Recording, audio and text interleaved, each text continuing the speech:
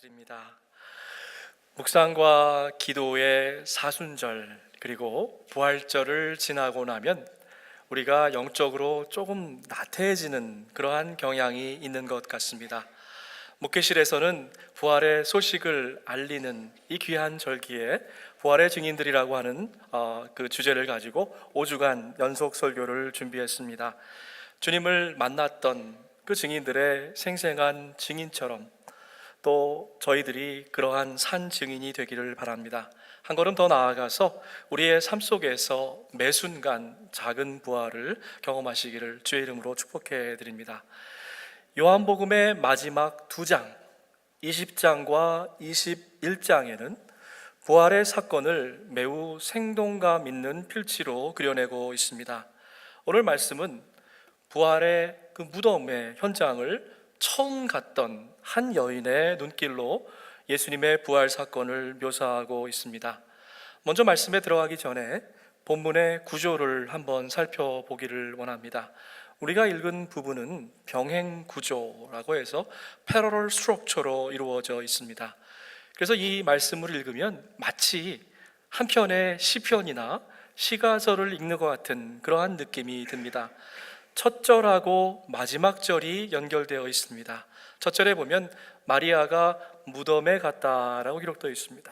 그리고 마지막 절을 보니까 마리아가 제자들에게 갔다라고 기록되어 있고요.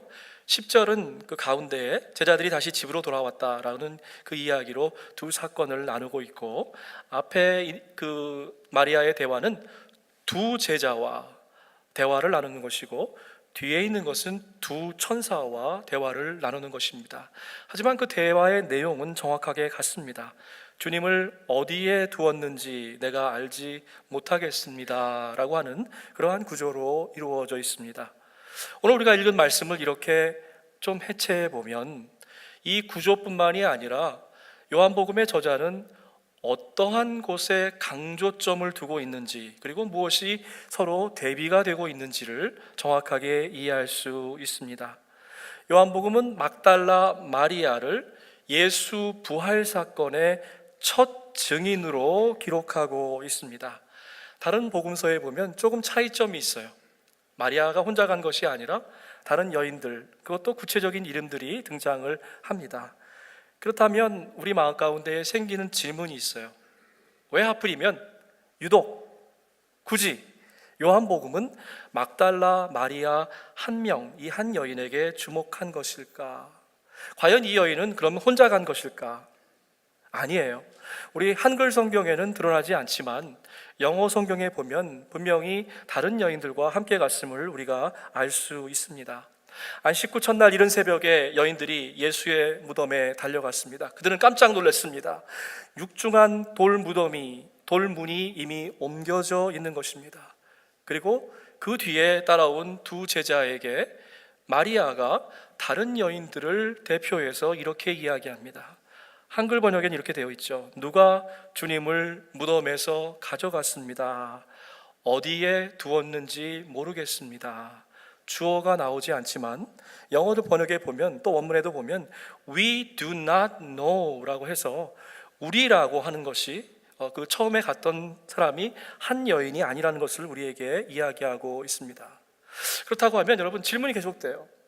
과연 마리아가 누구길래 요한복음의 저자는 함께 갔던 다른 여인들을 다 밀쳐내고 유독 이 한 여인에게만 집중하고 주목하고 있는 것일까?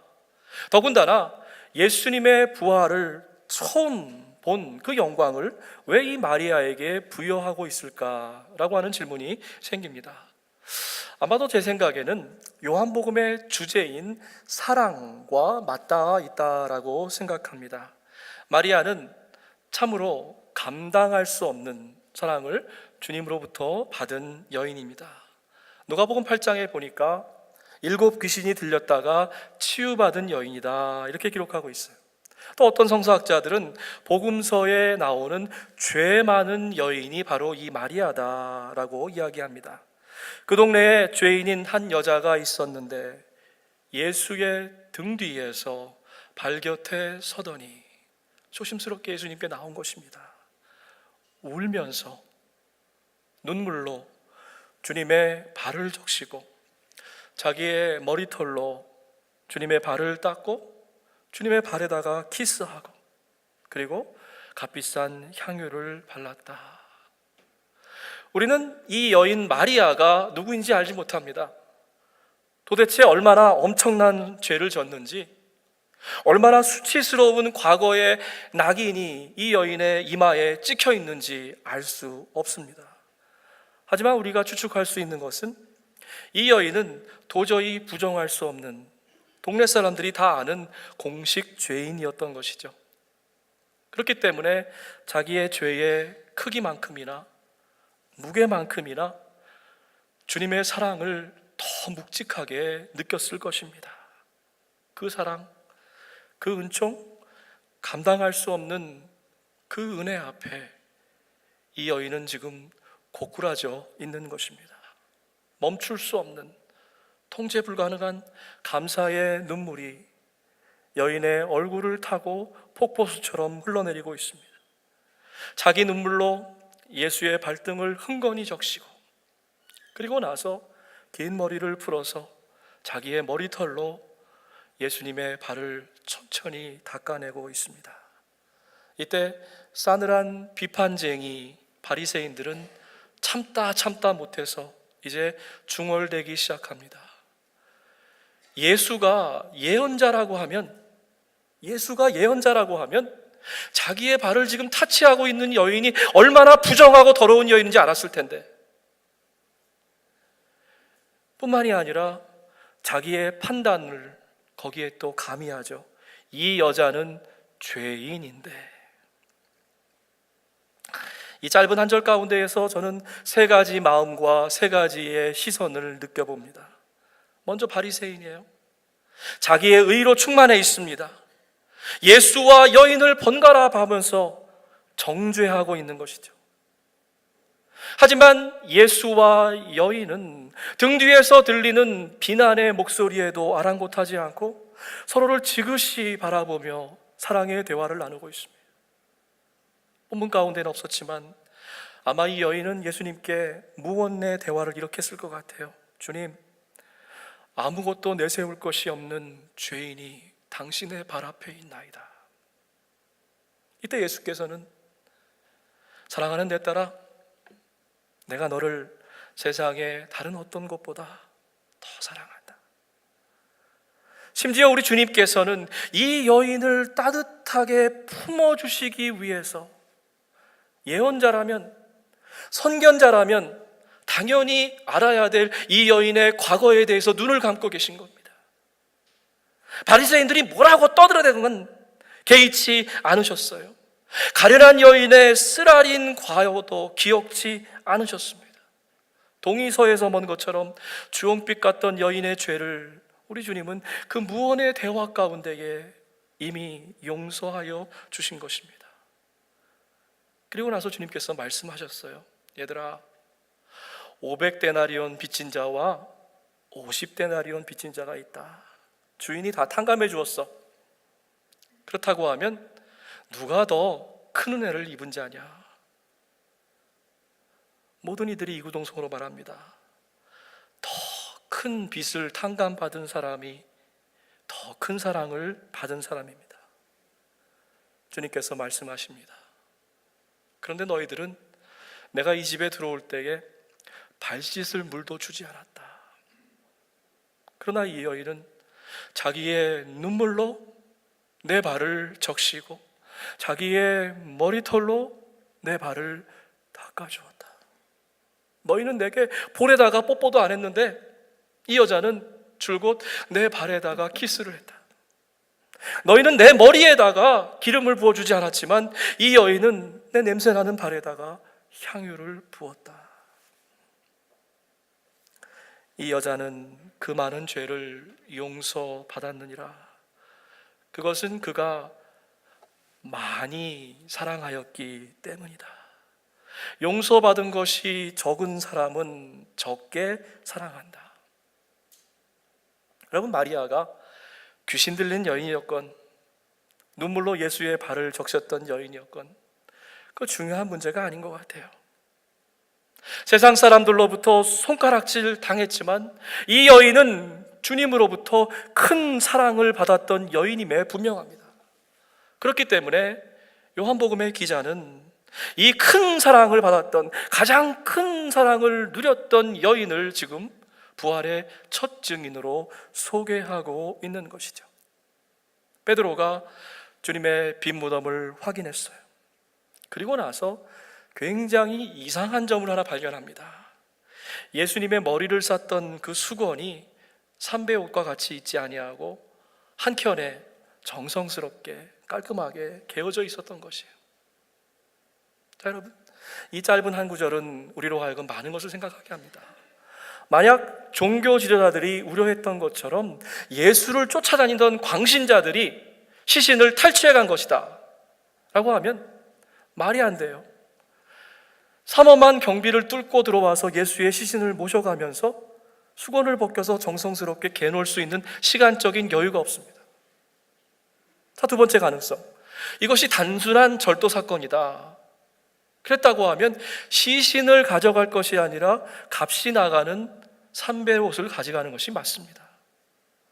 그런데 세마포 옷은 그대로 놔두고 예수의 시신만 훔쳐간 것입니다.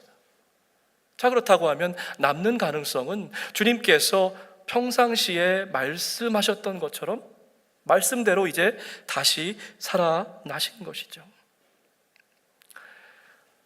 흥미로운 사실은 마리아와 베드로는 빈 무덤을 확실하게 두 눈으로 똑똑하게 보고도 부활을 깨닫지 못했다는 것이죠. 성경을 읽으면서 그런 생각을 참 해봐요.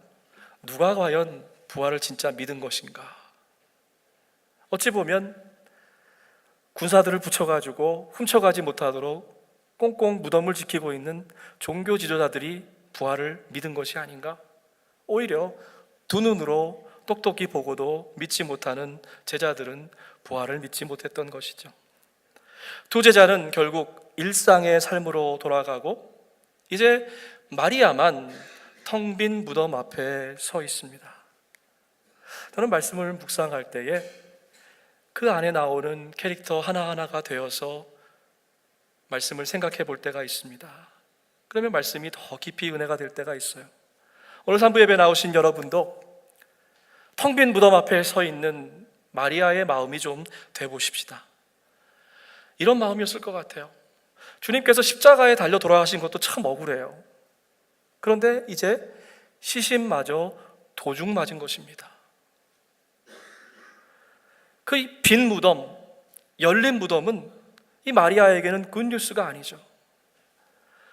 주님께 마지막 인사조차 할 수 없는 주님의 시신을 탈취당한 그러한 상태인 것입니다. 극한 슬픔과 아쉬움, 미련이 마음 가운데 밀려왔겠죠. 천사가 마리아에게 묻습니다. 여자여, 왜 우느냐? 한번 마리아는 자기의 확신, 뭐예요?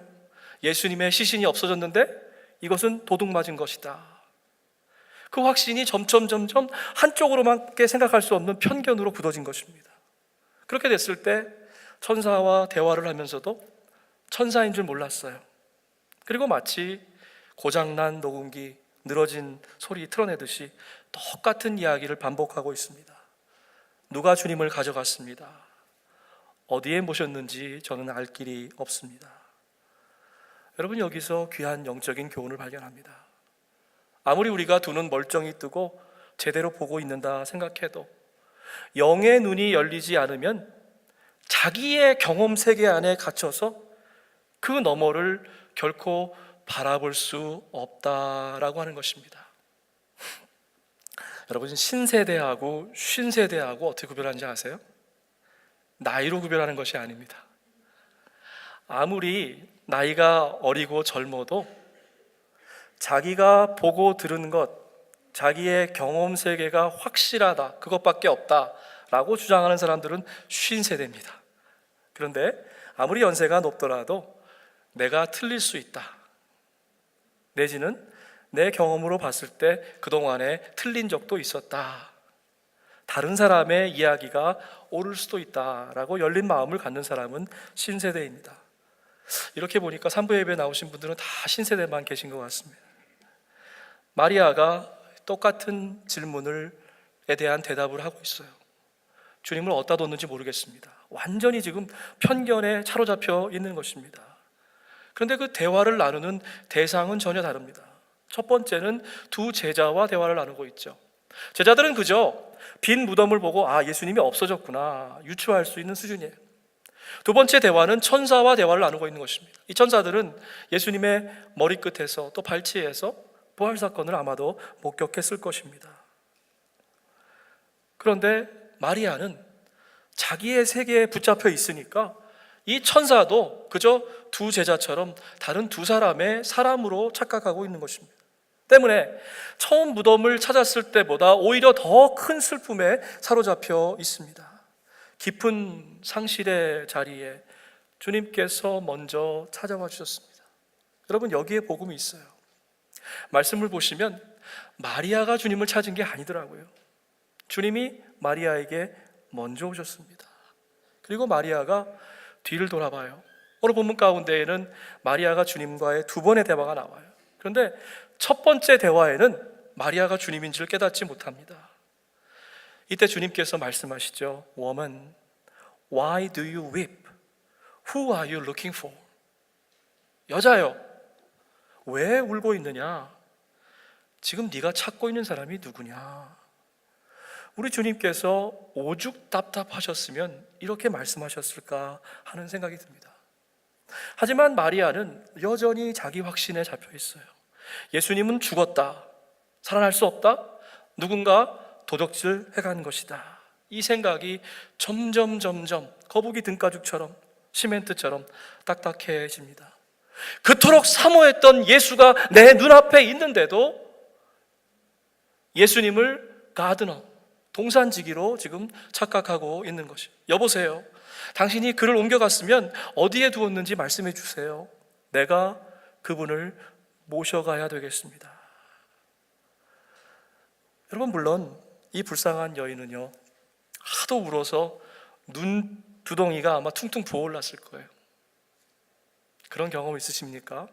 눈물을 하도 많이 쏟아내면 눈앞이 침침해지는, 그래서 어쩌면 잘 분간을 못 했을지도 모르겠습니다. 그것보다는 사실 지금 마리아는 한 가지 생각만 하고 있는 거예요. 내가 그토록 사랑했던 주님에게 드릴 수 있는 마지막 최고의 사랑은 주님의 시신을 내가 잘 모셔서 장사 지내드리는 것이다. 자기 어젠다에 똘똘 뭉쳐 있는 것입니다. 그렇다고 하면 주님의 시신을 모시려고 하면 제일 중요한 게 뭐예요? 예수님의 시신을 찾아내는 일일 것입니다. 부활하신 주님이 내 눈앞에 서 있는데 마리아는 지금 시체 타령만 하고 있는 것입니다. 저와 여러분도 종종 이런 상황 가운데 있을 때가 있습니다. 하나님의 시간과 방법을 거부하고 내 뜻만 주장하면 어떻게 돼요? 예수님은 죽어야 되는 거예요. 예수님은 다시 살아날 수 없습니다. 그제 죽은 시체로만 있어야지 그 시체를 찾아다가 장사 지낼 수 있는 거예요. 이때 주님께서 마리아를 불러주세요. 마리아야, 라부니, 주님, 선생님. 예수님의 이 짧은 부름과 마리아의 짧은 대답 가운데에서요, 저는 정말 고압전기에 감전된 것 같은 그런 숨이 멈춰서는 감동을 느꼈습니다. 주님이 이제 너무 답답하신 거예요. 그래서 이름으로 불러주신 거예요. 아무개야, 내가 너를 지명하여 불렀나니 나는 내 것이다. 여러분, 요한복음 말씀 보면 어떻게 됐어요? 목자는 양을 이름으로 불러요. 그리고 양은 목자를 따라가는 것입니다. 마리아야. 이 0.01초의 순간에 마리아는 이분이 동산지기가 아니라 내 몸과 영혼을 치유해 주셨던 그 바로 예수님이구나 알았던 거예요. 그렇기 때문에 라부니 이렇게 대답을 할 수 있었던 거죠. 여러분, 여기서 첫 번째 주님과의 대화, 그리고 두 번째 그 주님과의 대화가요, 병렬 구조 안에서 다시 병렬 구조를 이루고 있는 것입니다. 뭔가를 얘기하려고 하는 거예요. 기독교 신앙은 before and after가 분명한 신앙입니다.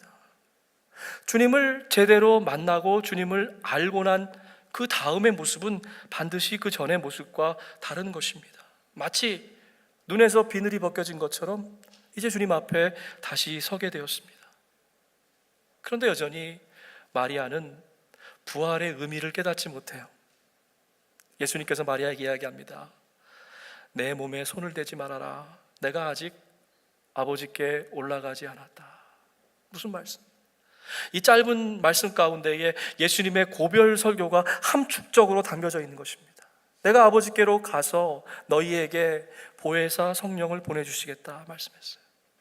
근데 이 마리아는요, 너무 반가웠던 거예요. 너무 좋았던 거예요. 그래서 예수님을 육신의 형태로 자기 옆에 묶어두려 했던 것입니다. 그래서 예수님을 꼭 붙잡으려 했던 거예요. 예수님을 소유하려 했던 것이죠. 끝끝내 부활의 의미를 깨닫지 못했던 것입니다. 자, 여러분, 다시 한번 처음 말씀드렸던 본문의 구조로 돌아와 봅시다. 1절과 마지막 절이 연결되어 있어요. 1절에는 어떻게 되어 있습니까? 마리아가 무덤에 갔다. 마지막 절에 보니까 마리아가 제자들에게 갔다. 참 재미있는 것은 가다라고 하는 이 동사가 헬라어로 보면 정확하게 똑같은 동사를 사용하고 있습니다. 여러분들에게 좀 질문 던질게요. 첫 절에 나오는 마리아하고 18절에 나오는 마리아가 똑같은 사람 맞습니까? 목사님이 좀 시장하신지 뜬금없는 질문을 하시는구나, 그렇게 생각하실지 모르겠습니다. 육신의 몸으로 보면 같은 사람 맞아요. 그런데 1절에 등장하는 마리아와 18절에 등장하는 마리아는 결코 같은 사람일 수가 없습니다. 왜냐? 부활하신 주님을 이제 친히 만났기 때문에 그렇습니다. 1절에 있는 마리아는요, 무덤을 보았어요. 그러나 마지막 절에 있는 마리아는 뭐라고 고백되어 있냐면 주님을 보았다라고 이렇게 기록하고 있습니다. 무덤에 가는 목적과 제자들을 찾아가는 그 목적이 전혀 다른 것입니다. 무덤에 찾아갔던 이유는 밤새 슬피 울다가 예수님 근처에라도 가보겠다는 그러한 마음이었을 거예요. 그러나 마지막에 가다라고 하는 것은 이제 예수님께로부터 파송을 받은 것입니다. 제자들에게 가서 부활의 소식, 네가 본 것을 전해라 라고 하는 것이죠. 다시 여인의 마음이 되어 보십시다. 시신을 도적 맞았다고 생각했을 때는요, 절망과 탄식밖에 없었을 거예요. 그런데 부활하신 주님을 만나고 나서는 기쁨과 확신 가운데에 아마 임했을 것입니다. 저는 오늘 본문 가운데에서 두 가지 부활 사건을 발견합니다. 하나는 마리아가 두 번째 예수님을 만나게 되어서 자기의 믿음으로 이제 주님께서 부활하셨구나 라고 하는 것을 바라보았던 그러한 사건일 거예요. 오늘 본문엔 잘 드러나지 않지만 제가 발견한 두 번째 부활 사건은 마리아의 마음속에서 일어난 것입니다.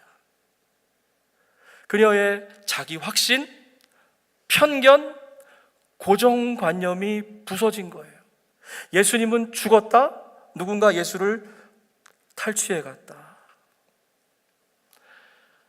여러분, 그 레미콘이라는 그 차 아십니까? 큰 그 트럭 같은 차인데 달려가면서 계속 돌아가요. 그러면서 그 안에다가 시멘트하고 모래하고 물하고 섞어서 공사 현장에 도착하면 붓기만 하면 딱딱해질 그 시멘트가 솟아 부어집니다. 한번 상상을 해보십시다. 우리가 만약에 레미콘이라고 하면 요즘같이 이 좋은 날씨, 포토맥 강의 아름다움이 눈에 들어오지 않을 거예요. 우리가 그냥 레미콘이어서 열심히 돌리고만 있다고 하면 벚꽃도 아마 눈에 들어오지 않을 것입니다. 저는 고정관념이 바로 이 레미콘 트럭과 같다고 생각합니다. 주변에 아무리 좋은 것이 펼쳐져도, 부활의 소식이 우리 옆에 있더라도 우리의 영적인 눈과 귀가 닫히면 절대로 그것을 바라볼 수 없는 것입니다. 오늘 막달라 마리아가 체험했던 개인적인 부활은 그녀가 가지고 있었던 편견과 고정관념이 부서지는 것입니다. 때로 우리도 가정에서 자녀들을 돌보면서 또 교회에서 사역을 하면서 일이 우선이 될 때가 있습니다.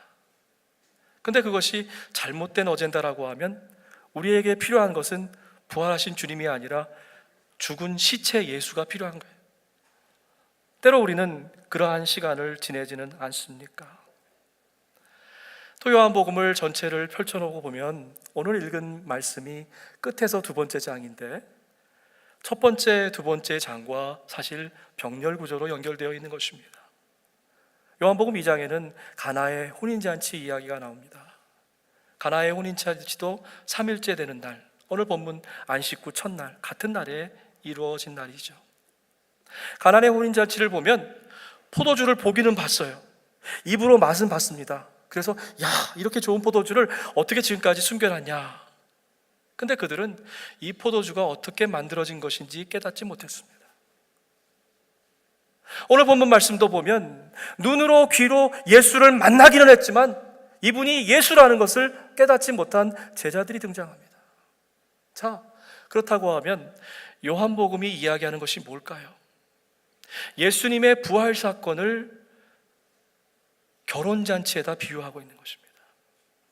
예수님의 죽으심과 부활은 슬픔과 고통의 시간이 아니라 이제 축제의 잔치라고 하는 것입니다.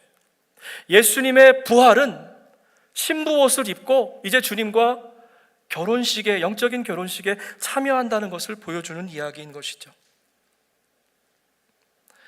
눈과 귀가 막혔던 헬렌 켈러가 이런 이야기를 한 적이 있어요. 앞이 안 보인다는 것보다 더 힘들고 절망적인 것은 눈으로는 볼 수 있는데 비전을 갖지 못하는 것이다 라고 하는 이야기를 한 적이 있습니다. 혹시 저와 여러분 지금 육신의 눈은 열려 있지만 영의 눈은 닫혀 있지는 않습니까? 멀쩡하게 눈 뜨고 있지만 내 바로 옆에 계신, 나를 먼저 찾아와 주신, 나를 용서하시고 붙잡아 주시기 위해서 내 곁에 계신 예수를 철저하게 외면하고 계시지는 않습니까? 주님께서 사랑하는 딸아, 사랑하는 아들아 이름으로 불러주시지만 그 주님의 음성을 듣지 못하고 계시지는 않습니까? 주님께서 우리에게 부드러운 음성으로 말씀하십니다. 왜 울고 있느냐? 왜 울고 있느냐? 지금 너는 도대체 누구를 찾고 있느냐? 우리가 그토록 절박하게 찾고 있는 것이 혹시 예수님의 시체입니까? 아니면 부활하신 주님을 찾고 계십니까? 혹시라도 우리 마음 가운데에 꽁꽁 걸어잠근 편견과 고정관념 때문에 예수님은 부활하실 수 없는 것으로 못 박아 놓으시지는 않으셨습니까? 부활의 소망과 확신이 여러분 마음 가운데에 함께하기를 원합니다. 지금 주님께서, 여러분 잘 들어보세요. 성령님께서 저와 여러분의 이름을 불러주고 계십니다. 들리세요? 아무개야. 그 주님께 나아가십시다. 눈물로 예수의 발등을 적시고 머리카락으로 닦았던 그 죄 많은 여인처럼 저와 여러분도 오늘 주님의 초대에 다시 한번 나아가십시다.